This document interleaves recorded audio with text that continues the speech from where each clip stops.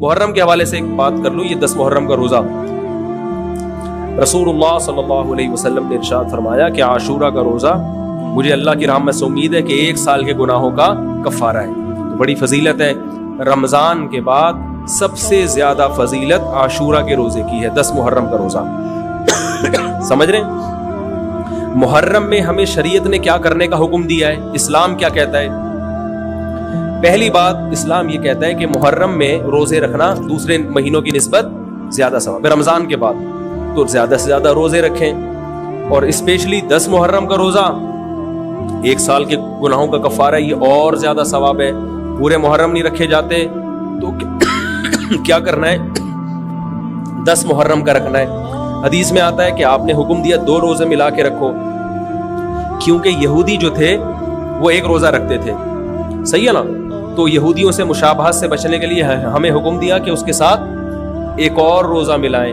تو علماء یہ کہتے ہیں کہ آج کل یہودی 10 محرم کا روزہ نہیں رکھتے, تو اب مشابہت ختم ہو گئی ہے. تو اگر کوئی 9, 10 یا 10, 11 کا رکھ لے تو اچھی بات ہے, نہیں تو صرف 10 محرم کا بھی رکھ لے تو بھی انشاءاللہ پورا ثواب ملے گا, کیونکہ اب اس میں مشابہت رہی نہیں ہے. سمجھ رہے ہیں کہ نہیں سمجھ رہے؟ یہ کرنے کا کام ہے.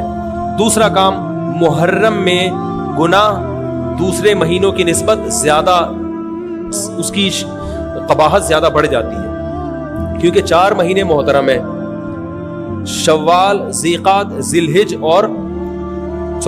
ذیقعدہ, ذی الحجہ, محرم اور رجب. یہ 4 مہینے جو ہیں اسلام میں اشہر حرم کہلاتے ہیں. قرآن کہہ رہے فلا تظلموا فیہن انفسکم, ان میں اپنی جانوں پہ ظلم مت کرو.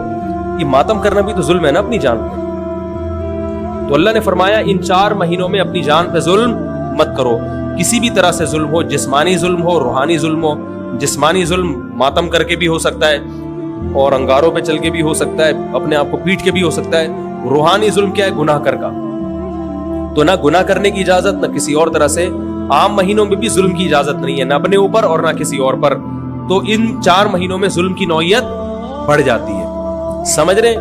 یہ ایک محرم کی فضیلت ہے اسلام میں.